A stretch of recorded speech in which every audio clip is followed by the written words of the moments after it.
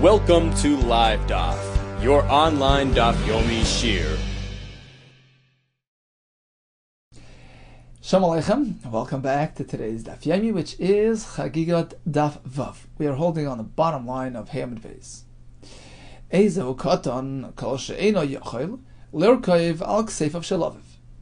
According to Beis Shammai, what is the minimum age requirement pertaining to a katan's chiyuv obligation? At what point is he meant to partake, with his father of course, in going up to the Beis Hamikdash to be mekayim mitzvahs re'iyah on Yom Tov? The minimum is if you can take a ride on his father's shoulder, but younger than that doesn't qualify. According to Beis Hillel, that's not enough. He needs to be able to actually walk up by foot, at least by holding on to his father's hands. But younger than that, even if he's in Yerushalayim, he does not have to partake in mitzvahs alei l'regel. He doesn't have to appear in the Azara with his father. Asks the Gemara on Beis Hillel's shita. So he's in Yerushalayim, but only if he can actually walk with his father.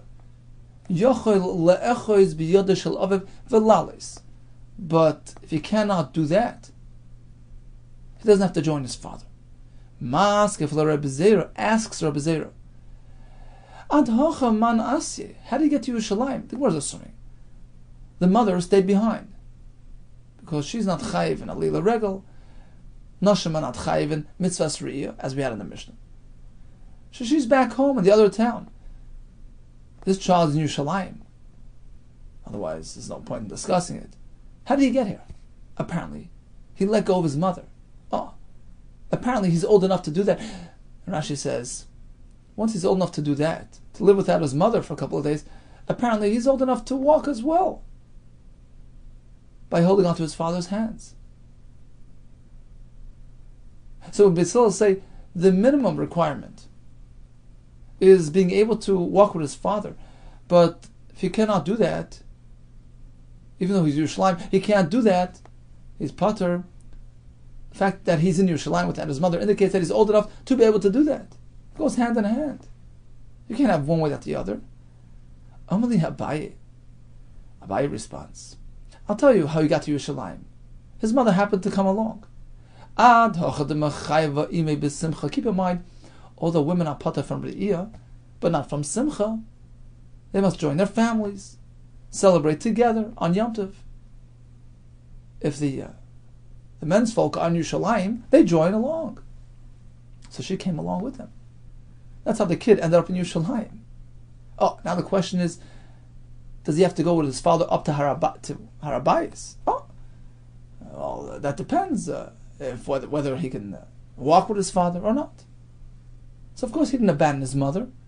His mother's right here. And perhaps he's too young to actually walk with his father. And that's why he's pater.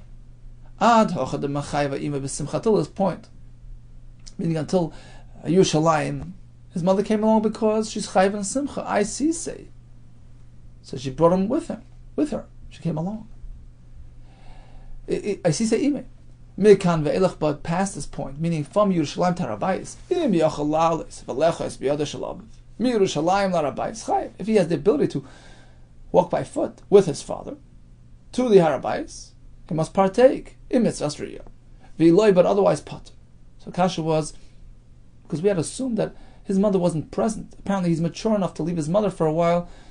Usually that indicates that he has the ability to walk. He's old enough for that too. No, his mother's right here. He's a little toddler, a little baby, who cannot even walk yet. And that's why he's pater from mitzvahs re'iyah.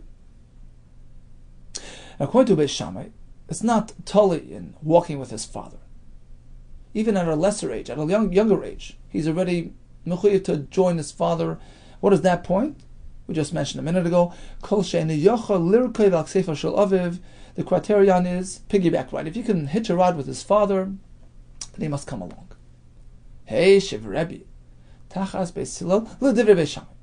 So Rebbe came along and supported Beis Hillel's approach and challenged and asked a kasha on Beis Shammai. He's telling me that as long as he can hitch a ride with his father, he's chayiv. What about Chana with her son Shmuel? young baby Shmuel, v'chana lo also, she didn't come to the Beis Hamikdash on Yom Tov. Ki Amar L'isha, she tells her husband Elkanah, Adi Gamal Hanar, I'll wait until the toddler gets to the point of Higamel, which is the point of 24 months, when he stops nursing. And then, only then, I'll bring him along. Vavi Yosef, next time I'll bring him along. Now, once he's at 24 months, once he's even less than 24 months, as she says, past 1 year old, can already hitch a ride with his father. Once he's past 1 year old, he can sit on his father's shoulders. So why didn't she bring him Fali L'Regel? This is a Kasha Meishamay. Amar Avu, so Rebbe's father responded. You're asking a Kasha Beisil or Meishamay? Why didn't Chana bring Shmuel? What about Chana herself? Well, according to your approach, take Shalach Chana Gufa. You can ask a Kasha on Chana herself. Isn't an Isha meant to join her husband on Yom Tov, to participate in Simchas HaRegel? So what happened to her? He's underage, but what about her? Hella, there must have been a special reason, a special concern for Shmuel's health, Shmuel's physical or emotional health. He wasn't up to traveling at this young, tender age. Elachana mifan kusa yisei rasa. She's noticed this extra finickiness, this tenderness. Chazi baby Shmuel and her youngster Shmuel, v'chashabe, she was concerned b'Shmuel on account of Shmuel l'chusha de'urcha, to exhaust him by taking him on this road trip. She figured it's not going to be beneficial for him. Therefore, she stayed home. She stayed home and didn't send him. She stayed home and didn't bring herself either. There's an exception. There's an exception to the rule. But typically, perhaps, even a little baby who can actually hitch a rod on his father's shoulders is meant to join his father in Alei L'Regel. Rashi in the third line says, Mechayva b'simcha. An Isha has chi of simcha, but that actually brings about an interesting thing. And therefore she has to come L'Regel. She has to come to Yerushalayim. Lalis L'Regel v'lismeich b'chagim bala dala simcha nitztai v'noshim v'chsiv v'samachta ata b'sech. Technically, she doesn't have to join her husband in Yerushalayim. There's no chi v'alila regel or re'iyah. But the simcha, this celebratory requirement, that obligates her to come to Yerushalayim to join her family. So by default, she's there. But in this case, out of concern for Shmuel's health, she stayed home. By Reb Shimon, an interesting shayla. What's the point of even chanach a child? To train him for the future, right? So what about a katan chiger l'divrei Beis Shammai? According to Beis Shammai, the criterion is piggyback ride with the father. Let's say the katan is a chiger. He limps. He can't walk properly. Had he have been an adult, he's pata from Riyah. But in this case, he can hitch a ride with his father. And if that's the criterion, if that's the qualifying factor, perhaps he should join his father. Or in a similar case, besuma, a blind child, a blind toddler, l'divrei shneim ma'u. What about a blind baby? According to either shita, Beis Shammai or Beis Hillel, meaning if he's a chigar, can't walk properly, do Beis Shammai require hitching a ride with his father or not? But according to Beis Hillel, there's no question that he's pater, because according to them, what was the defining criterion? Walking along with his father. This kid can't do that. There's no shayla according to Beis Hillel. He's not chayiv.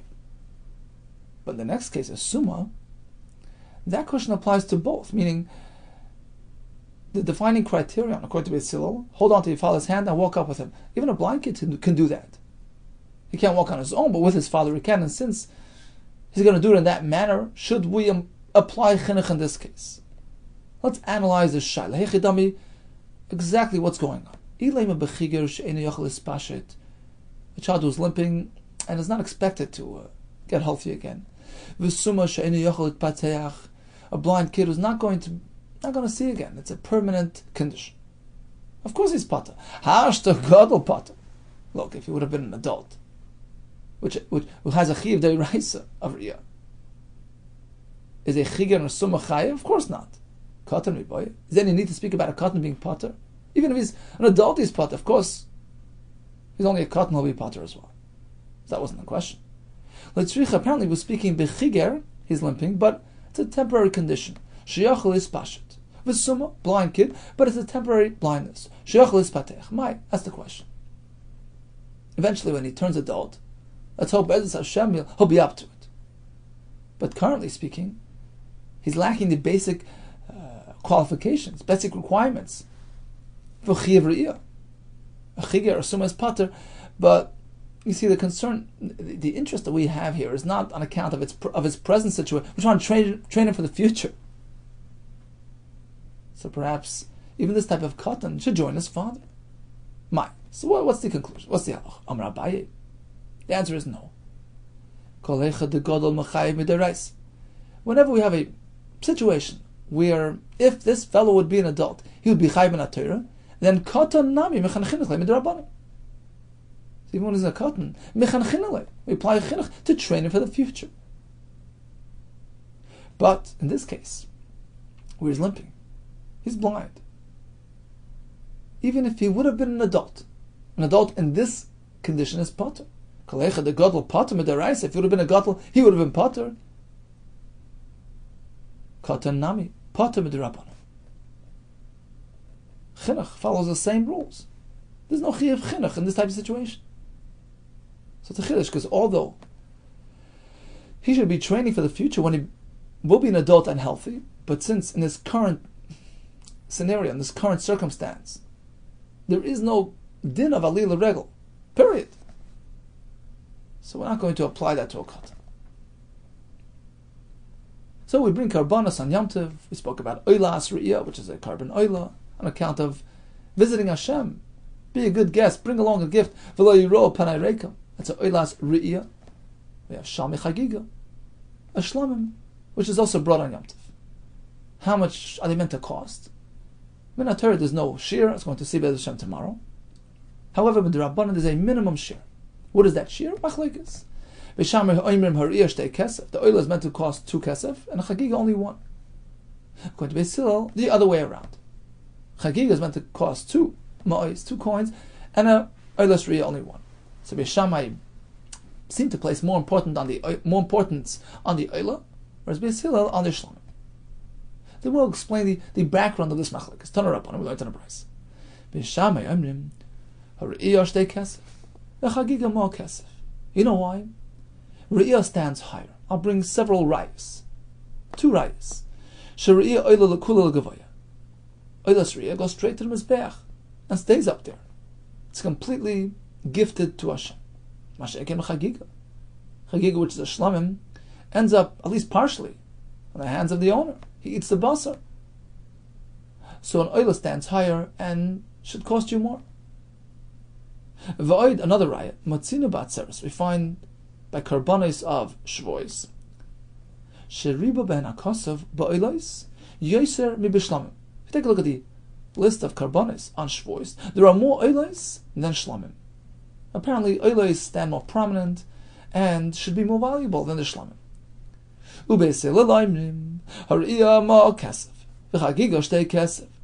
the opposite. CHAGGIGA shlamim should be 2 kesef, double the price of the oil. CHAGGIGA stands higher than oil. I'll bring 2 rayas. CHAGGIGA yeshna lefnei adib. Take a look at the psukim by Matan Torah. We find that they brought oilos and they brought shlamim. I'm not sure what they are.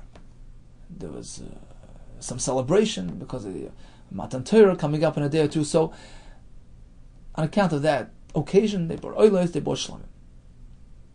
It says Beis Hillel. We find the concept of CHAGGIGA before Matan Torah. Rashi Amud Beis says the karbanos that they brought at that time were considered a kiyum of fulfillment of the pasuk in Shmois Hei v'yechayguli b'midbar, mentioned in Mitzrayim. Yechayguli b'midbar, I'll celebrate for me in the middle. So that was the celebration for Matan Torah, which involved shlamim. For Matan Torah, it's an added factor that we find by shlamim and not found by oilos. That's number 1. CHAGGIGA yeshna lefnei adibur ma she'en b'riyah. We don't find oilas re'iyah before Matan Torah. Void, another advantage in CHAGGIGA, matzinu b'nasim. If you take a close look at the Pasha of Nasim, Pashas Nasa, where they brought the karbanos chanukas on Mizbeach, we find that there are more shlomim than oilos. Sheriba ben akosa b'shlomim yosin b'oilos. So here we go. Apparently Chagiga it is at an advantage over oila, and therefore Chagiga is meant to be more valuable.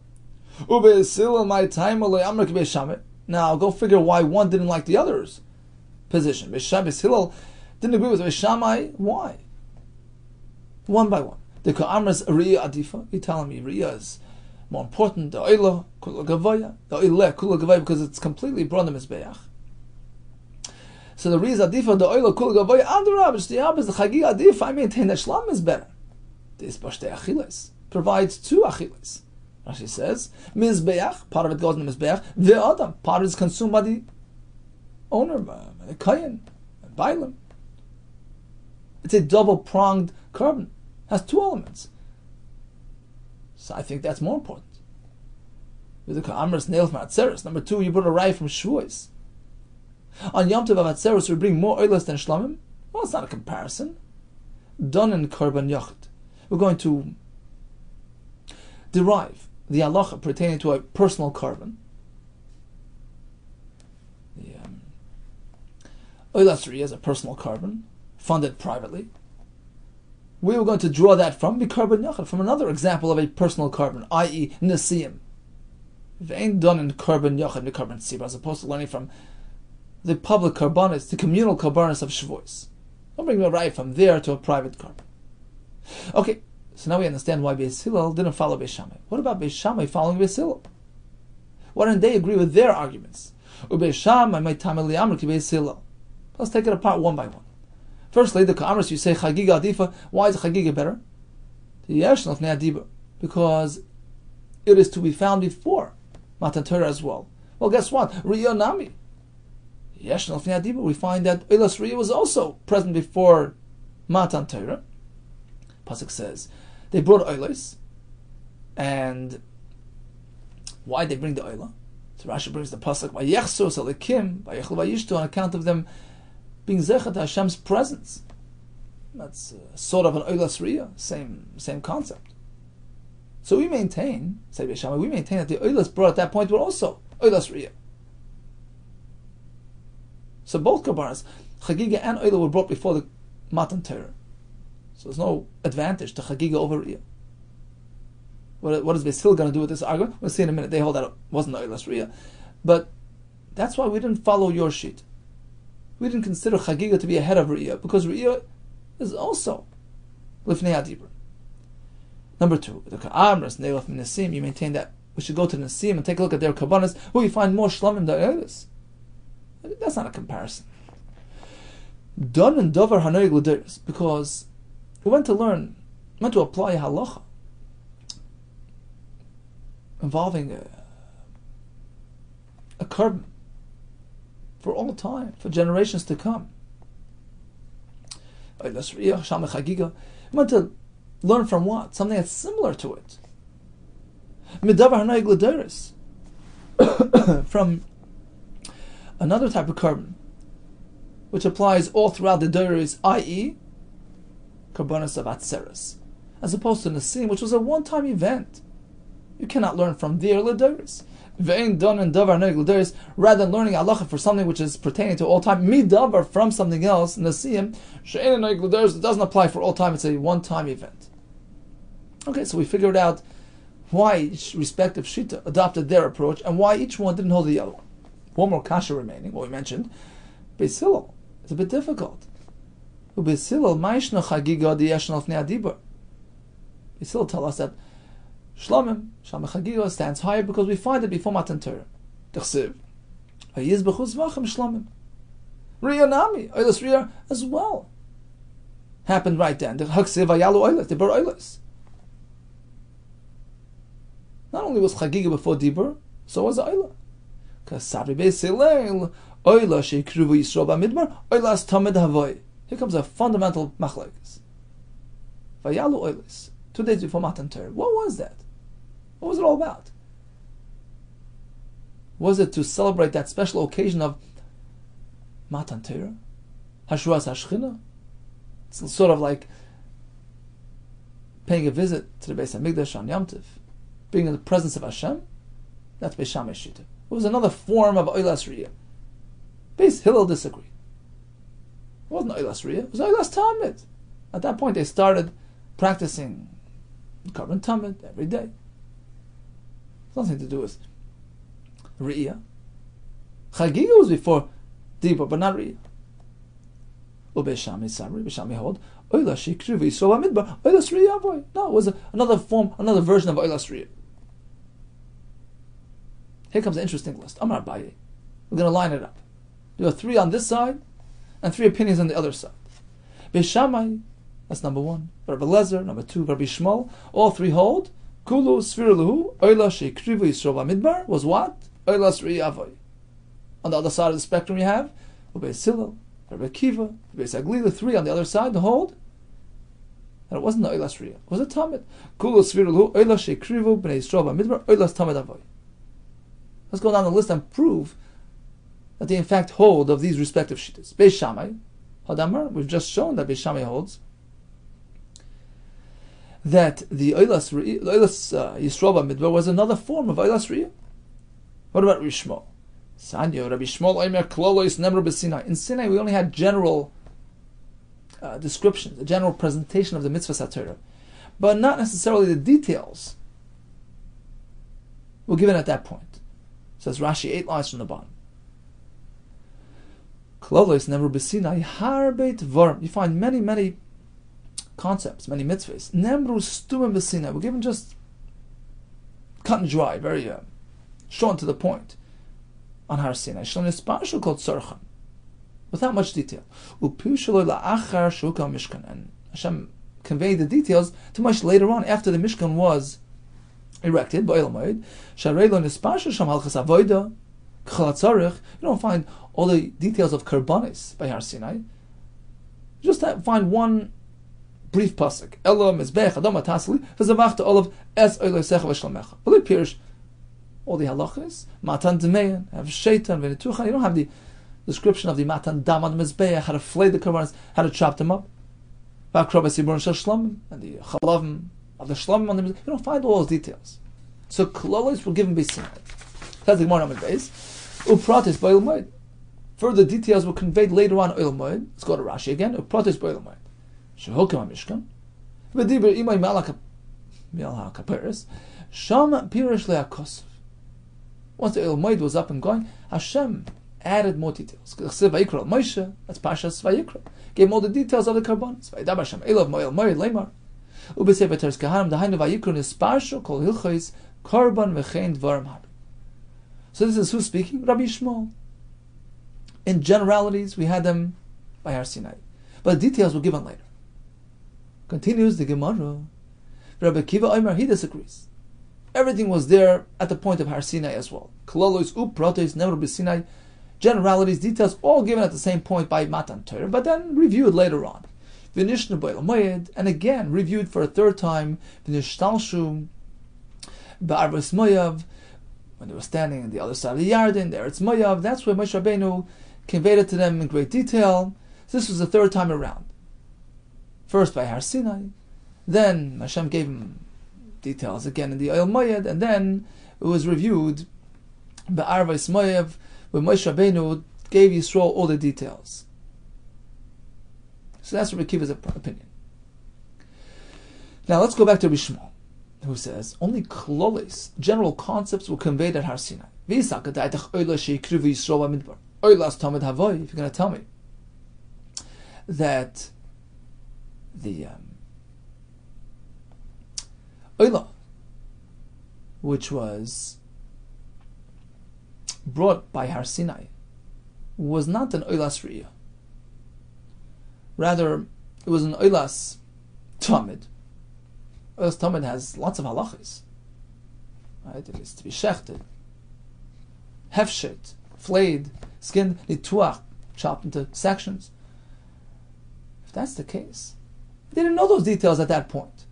Mi'ika midi kind of beats that it's something that mi'korle boy hefshet. Can you suggest to me that this was a situation where they're bringing a tamid and an incomplete tamid, the mi'korle boy hefshet v'nituach, that the first time around they would bring it without. It wouldn't require Hefshet v'netuach, all those processes, all those details discussed later, was not applicable at that point, and only later would that process apply. The carbon sort of changes. Later on, after Hashem conveyed all those details in Parashat Vayikra, those requirements were added to the Tamid process. Does that make sense? It's the same carbon.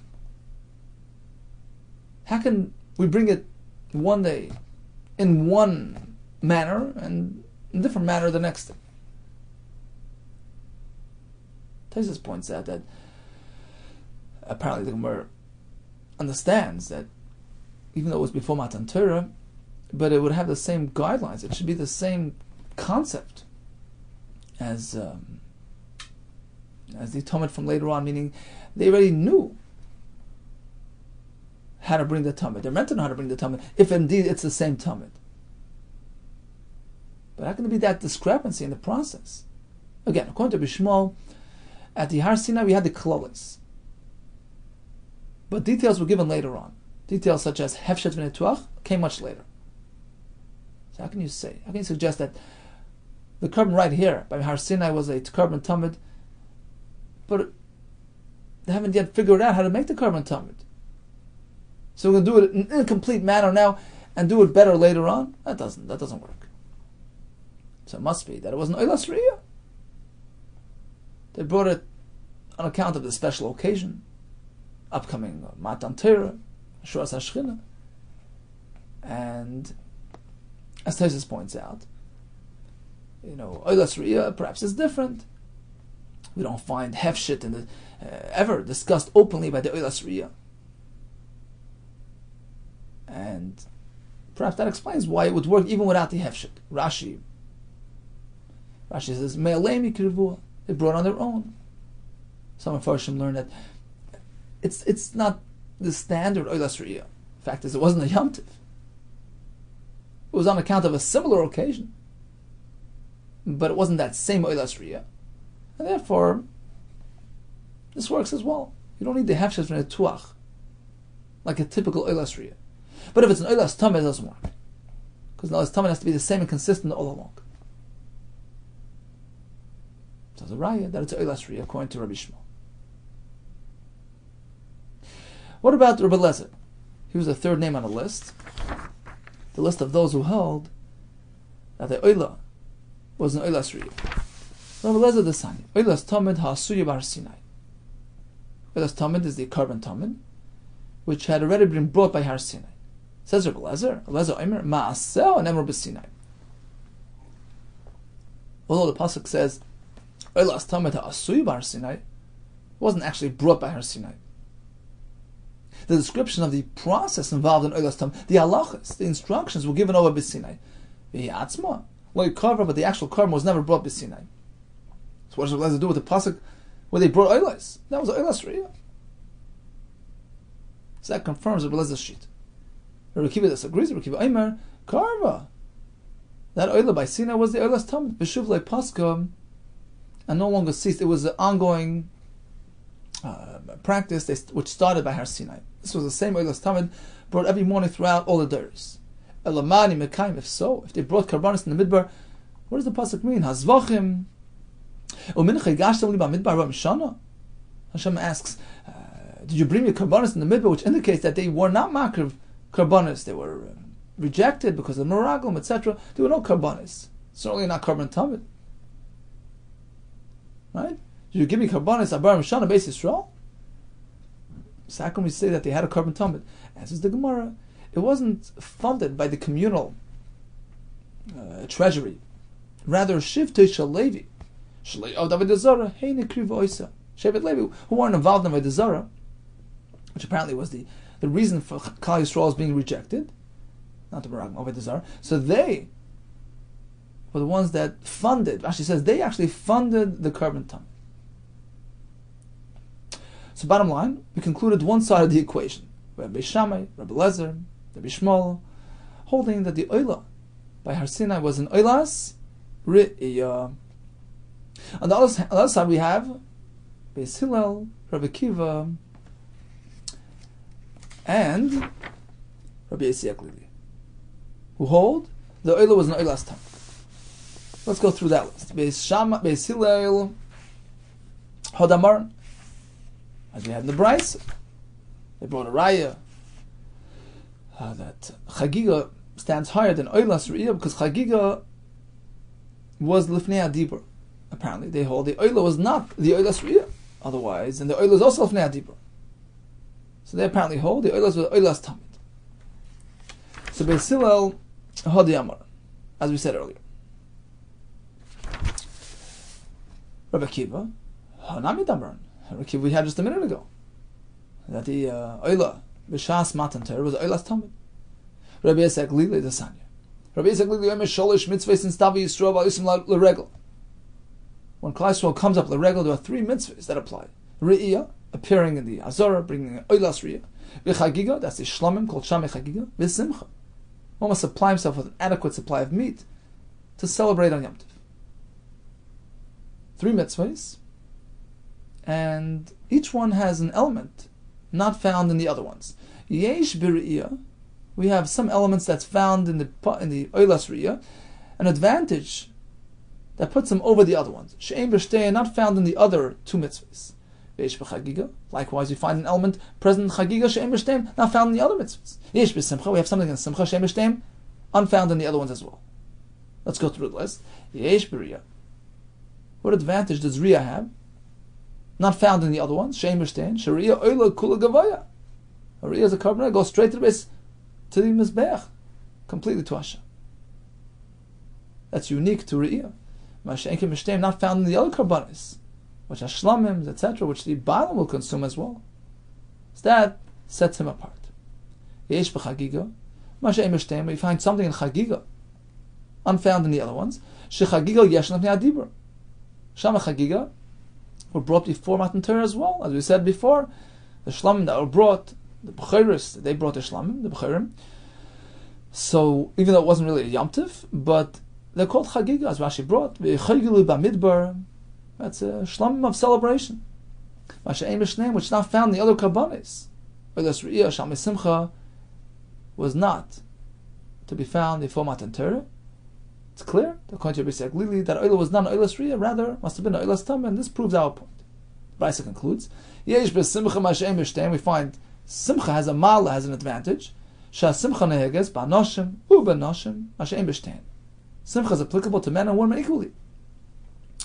Rashi over here to the left says, Shah Simcha neheges ba'noshim t'chsiv v'samach ta'atu b'beisecha. It's a comprehensive family celebration. That's unique to Simcha, as opposed to Oilas Riyah and Shamei Chagiga, that's only applicable to men. So we've concluded the other side of the equation. Beis Hillel, Rabbi Akiva, and Rabbi Yisek Lili all hold. The Oila brought by Matan Torah was not Oilas Riyah, rather it was a Karban Tom. One kasha remaining. Let's go back to Rabbi Shmuel, who says that Klolos were given by Sinai, pratim later on. And therefore we said it just can't be that it's an Oila. That it's an Oilas Tamid. Because then it's missing many details, which were only conveyed later. How could they have brought an incomplete Oilas Tamid? So apparently, it's not an Oilas Tamid, it's an Oilas Riyah. 1 second. You can't have an Oilas Tamid without Hefshet v'Nituach, it doesn't work. Perhaps it does. But Rabbi Shmuel, my time akamukmas leike be'shamei, why? What compelled you to establish that Rabbi Shmuel follows Beishamai's opinion, that it's an Oilas Riyah rather than Oilas Tamid? Typically, we don't. Beishamai is not Ali b'the Hilchasa. So why? What compelled you to say Rabbi Shmuel is in line with Beishamai? So the thinking was as follows: you can't say that it's an Oilas Tamid, because if so, you're missing part of the process. Can it be a situation where the same Karban Tamid, in its initial stages, meaning in the midbar, first time around, you don't need Hefshet v'Netuach, and later on you do? Either you do or you don't, right? Later on you have to add that, and that proved our point. Apparently it's not a Tamid, it's a Oilas Riyah. 1 second. But Rabbi Yisek Lili, we find that Rabbi Yisek Lili holds just that the Amar Oila Shekrivu Yisrael Bamidbar Oilas Tamid Havai. So according to Rabbi Saglili, it's an Oilas Tamid, and Mikaraloi Boy Havshet V'Nituach. Oh, Basayv Boy Havshet V'Nituach. And still, it's pretty clear from him. It's an Oilas Tamid without Havshet V'Nituach, which came only later. And probably that works. The Sanya, Rabbi Saglili Eimer, he says clearly, Oila Shekrivu Yisrael Bamidbar Einatu Havshet V'Nituach. The oil in the midbar, prior to oil made, came without hefshet v'netuach. Why? Lefish ein hefshet v'netuach ela ma'il ma'id ve'elach. Those aspects of the hakrava only come later. So it can work one without the other. So why can't the Rishmal be following the same path? Although only klolos were given at Sinai and they hadn't yet discovered hefshet v'netuach, that's okay. You're right. Sami Mekan Rabbi Shmuel, delete Rabbi Shmuel from the list. One more question regarding the psukim itself. By Rav Chisda, Hai Kruahi Chiksiv. The pasuk describing these karbanos before Matan Torah reads as follows. It says, Vayishlach es Nari b'nei Yisrael. So Moshe Rabbeinu appointed the Nari, the youngsters, the Bechorim. Right at that point, the Bechorim brought the karbanos. The pasuk says, Vayalu oilas. That's number one. Oilas. Vayizbuchu zvachim shlamim la'Hashem parim. How do you read the pasuk? Do you put a comma in the middle, or is it one continuous reading? Vayishlach es Nari b'nei Yisrael vayalu oilas. Stop right there. They brought oilas. What did they use for the oilas? Kvasim. They brought sheep. Although the pasuk doesn't say kvasim, but perhaps that's what it means. When it came to the shlamim, so that's the parim. Is that a way to read a pasuk? So you put that comma in the middle. Oilos were brought from kvasim, and parim were used for the shlamim. Oidilma, or you can say idividi parim havu. The word parim applies to both. Parim applies to oilos and to shlamim as well. I might have given us the point of discussing this. It's over. It's a past event. Says the word, there is relevance today as well. Marzutra Amar, the Pisuk Tamim, how to read the, and what tune to read the pasuk. Do you make the esnachta, that stop in the pasuk, after the word oilois, vayalu oilois, and then you pick it up. Vayizbechu zevachim. Is that the way to read it? That the oilois applied to a different type of animal, and the zvachim, they were connected to parim. That's one pshat. Or is it one continuous pasuk without that break in the middle? Just read it straight tune, without stopping, because the word parim applies to both. Rav Achbed, Rav Amar, another pshat. This fellow gets up, he says, I want to bring an oil like they did in the midbar. I like that carbon. So what's he going to bring? My parim havu. He wants to bring that same carbon. Does he bring parim? Because that's how they did it in the midbar. Or kvasim havu. Or was it kvasim? Now, what would be as far as to say kvasim, as opposed to a goat or something else? So perhaps the Gemara means to say that if the oila was an oilas tamid, then it needs to be a keves. Right? The pasuk says you use a keves for the oilas tamid. So that's the shaila. How to learn the pasuk? Do we stop? Oilos, stop right there because it was brought kvasim, or we just read it continuously in one tune because the word parim applies to both. And Tosfos actually says this can work whether it was an oilas tamid or oilas riyah. Perhaps they decided to bring a par, although after Matan Torah it was only a keves for the oilas tamid. But perhaps before Matan Torah things were different, just like we said a minute ago when it comes to the halachas of hefshet v'netuach, things changed. So perhaps that changed as well, and they used parim, oxen, cows for both karbanos. We'll leave it standing unresolved. Okay, so conclusion, we learned about the chinuch of the katan.